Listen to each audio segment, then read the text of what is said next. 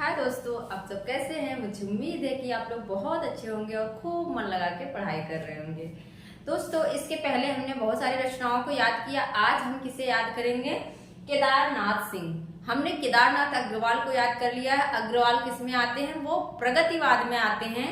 लेकिन केदारनाथ सिंह पूछता है तो वो प्रयोगवाद में आएंगे, नई कविता में आएंगे। ठीक है।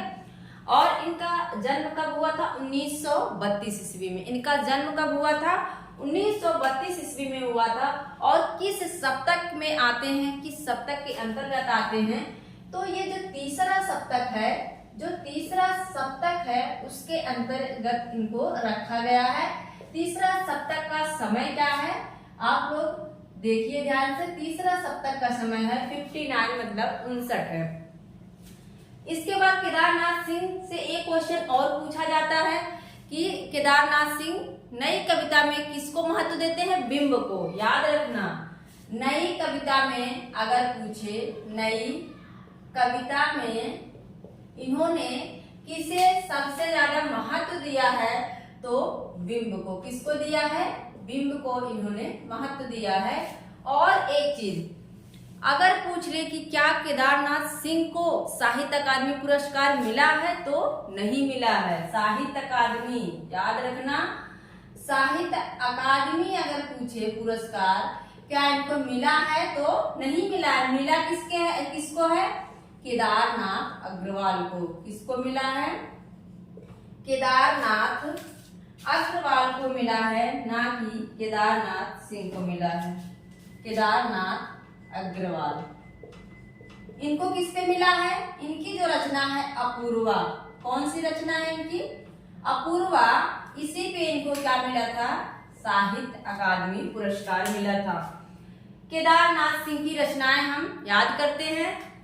पहली है अभी बिल्कुल अभी, जमीन पक रही है, जमीन पक रही है, यहां से देखो, अकाल में सारस, बाघ, उत्तर कबीर और अन्य कविताएं, ताल इस्ताए और साइकिल। ताल इस्ताए और साइकिल, इन सारी रचनाओं को पूछा गया है। आप लोग इसको ध्यान से देखना।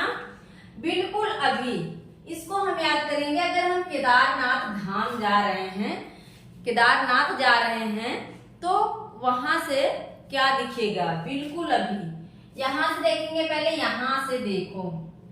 केदारनाथ गए, पहाड़ी एरिया है, ऊपर जाके हम कह रहे हैं, किसी के साथ तो जाएंगे ही, उसको कह रहे हैं यहां से देखो। क्या कह रहे हैं? यहां से देखो अभी, बिल्कुल अभी। यहां से देखो, इसमें क्रम नहीं पूछा जाता है और इसका समय भी निश्चित नहीं है। तो आप लोग समय को लेके परेशान मत होइएगा। हमारी ट्रिक यहां से बनेगी। यहां से देखो, केदारनाथ जाके पहाड़ पे कह रहे हैं यहां से देखो, बिल्कुल अभी। अभी बिल्कुल अभी मतलब अभी आ जाओ, अभी देखो, अभी बिल्कुल अभी। जमीन पक रही है, वहां से देख रहे हैं, ऊपर से क्या कह रहे हैं? जमीन कैसी दिख रही है? जैसे लग रहा है पक रही है, जमीन पक रही है। अकाल में सारस, और अकाल में वहां क्या दिख रहा है? सारस भी दिख रहा है। वहां क्या? सारस भी है और बाघ भी है। सारस भी है वहां और बाघ भी है। फिर क्या है? उत्तर कबीर और अन्य कविताएं, ताल इस्ताए और साइकिल पे बैठ के वो लोग घर आ जाते हैं। ताल इस्ताए और साइकिल पे बैठ के केदारनाथ से घर आ जाते हैं। फिर से देखो, केदारनाथ जाके ऊपर से कह रहे हैं यहां से देखो, अभी बिल्कुल अभी देखो, जमीन पक रही है, अकाल में सारस भी है, वहां बाघ भी है, उत्तर कबीर और अन्य कविताएं, ताल इस्ताए, साइकिल पे बैठ के घर आ जाते हैं। इतनी सिंपल सी ट्रिक है, आप लोगों को जरूर याद हो गया होगा। और इनकी कुछ प्रसिद्ध क्या है? कविताएं हैं। क्या है? मार्कर अभी खत्म हो गया है तो आप लोग प्लीज थोड़ा सा माफी चाहती हूँ आप लोगों से। तो इनकी क्या है? बनारस। पहली कौन सी ये कौन सी यहाँ पे कविता है जो प्रसिद्ध है, चर्चित है? बनारस है, अनागत है, फर्क नहीं पड़ता। बनारस को ज्यादा पूछा गया है। बनारस को मैंने याद कर लिया था कि केदारनाथ में भी शंकर का भगवान शंकर का जो है मंदिर प्रसिद्ध है, और बनारस में भी काशी विश्वनाथ है, वो प्रसिद्ध है। तो केदारनाथ अर्थात शंकर भगवान कहाँ है? काशी विश्वनाथ बनारस में है। और फिर अनागत फर्क नहीं पड़ता। और क्या है, बनारस में हम अनागत रूप से रहते हैं और हमें कोई फर्क नहीं पड़ता, मतलब भगवान केदारनाथ, भगवान शंकर की कृपा हमेशा बनी रहती है। आप लोग इस तरह से याद कर सकते हैं।